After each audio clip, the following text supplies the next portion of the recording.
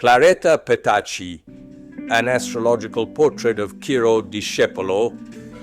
An hour marked by destiny beats in the sky of our homeland. The hour of irrevocable decisions. The declaration of war has already been delivered to the ambassadors of Great Britain and France. From the immense crowd in Piazza Venezia, a single loud and powerful cry rises. A hosanna to that man on whose face many will spit later in another square, Piazzale Loreto in Milan. But that day, June 10th, 1940, Italy was largely with the dictator born in Predapio, and among those hundreds of thousands of people who applauded him, there was also a woman who shared his alcove and who would share his tragic destiny, Claretta Petacci. Much more than a lover. Claretta, it can be said, had always been in love with the douche since she was a child, when she cut out his photographs to stick them in the album of his most intimate secrets. Even as a child, when she wrote him letters and poems, she imagined herself at his side and deluded herself into thinking that this man who was a god on earth for her was taking her into consideration. When they met for the first time on April 24th, 1932, she was 20 and the douche was 51. She was engaged to a young Air Force officer, Lieutenant Riccardo Federici, whom she would later marry and from whom in 36 she would separate. The literature on this meeting is strongly colored and tends to exalt the tones of great love in a hagiographic effort that has no reason to exist. If we look at the two birth charts of Claretta and Benito, in fact, we do not find any distinctive character of the great love at first sight. There are no aspects in the two birth charts that justify the lightning love, the burning passion that overwhelmed a Paolo and a Francesca. The synastry is even ugly, not to say terrible. But then, how do we explain this love that lasted a lifetime and that had as an epilogue the supreme holocaust with which Claretta wanted to sacrifice her own life to remain at the side of her God until the last moment, in bad as in good, in tragedy as in the time of splendors? Their comparative aspects reveal a union full of shortcomings of all kinds, undoubtedly poor, to which we would give 4 if we really had to pronounce ourselves in terms of vote. Only one good aspect: Claretta's ascendant Trini, Benito's moon. Then the void, or worse, the blackest aspect, her moon almost perfectly square to his sun, and dissonant with his Mars, her Mars square to her lover's sun, and in conjunction with his Mars, our first luminary opposite to the dictator's Venus. And we certainly can't build a non-existent synastry on the conjunction of Claretta's Venus with his moon, a conjunction that had a full 9 degrees of orbit. So what? So all it takes is common sense and the right reading of their horoscopes to understand something of this love that was greater in the facts than in the premises. Claretta was born in Rome on February 28th, 1912 at 10:15 a.m. and was a Pisces, with ascendant at the end of Taurus and the moon in Cancer. The dominant was Venus, angular to the mid-heaven. The moon, in conjunction with Neptune and the Pisces, values powerfully inclined her to sacrifice. And her relationship with the founder of fascism was extremely sacrificed.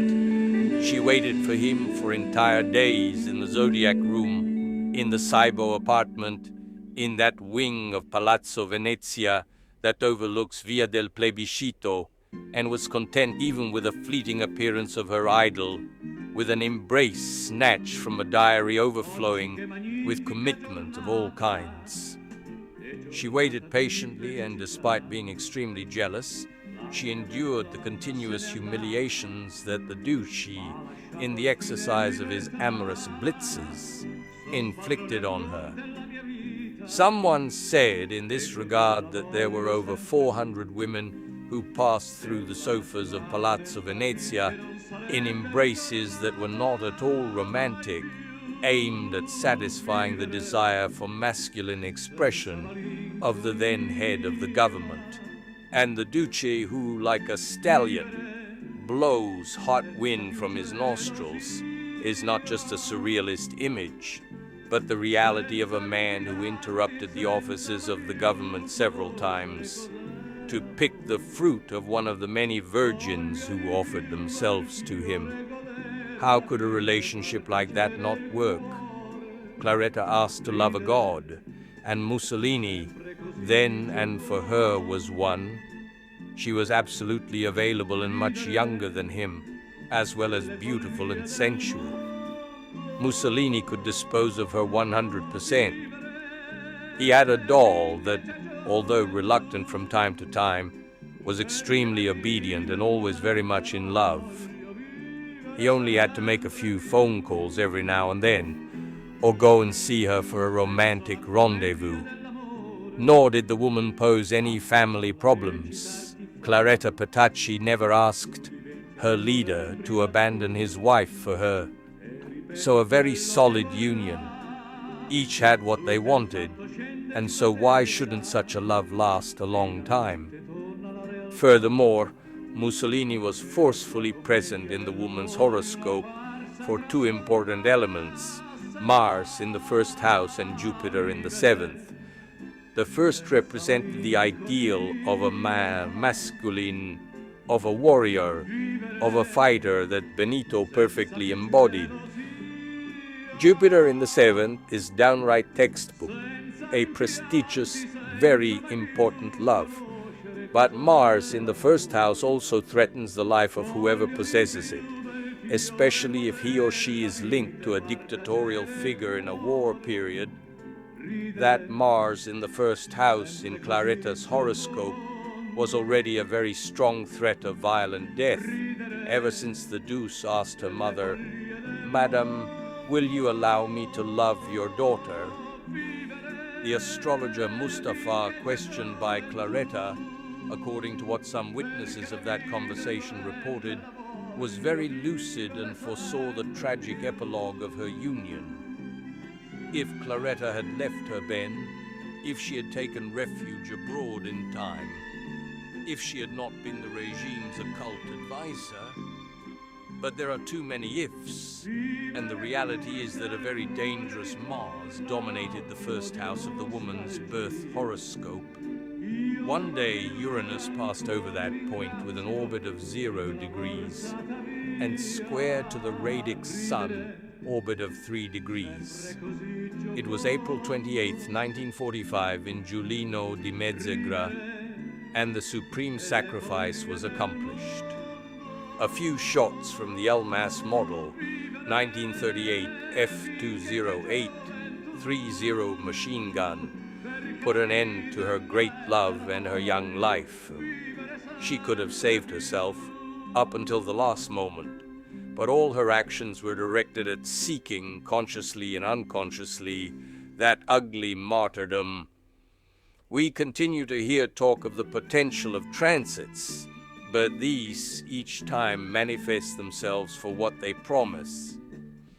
Of course, in this case, the passage of Uranus on Petacci's radical Mars could have also meant a sports victory, rayed in a positive light, but we doubt that in the spring of 1945, the former Mrs. Federici felt like going jogging, and the transits expressed what any sensible astrologer, without having to be divined as a pessimist, would have declared in advance.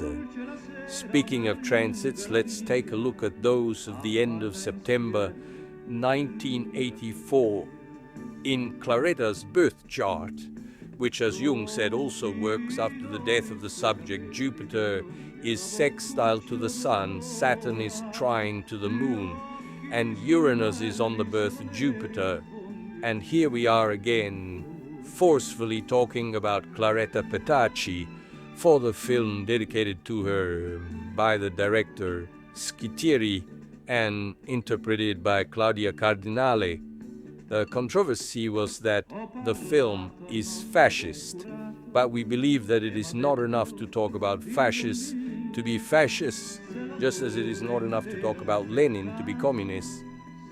Behind our life, there is a story of a great love drama, and that is what the director and we wanted to tell.